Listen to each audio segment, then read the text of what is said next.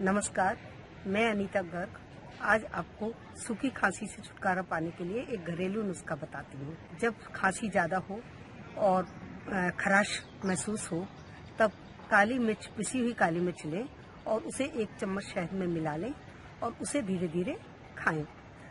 जैसा आप 3 से 4 दिन तक कर सकते हैं।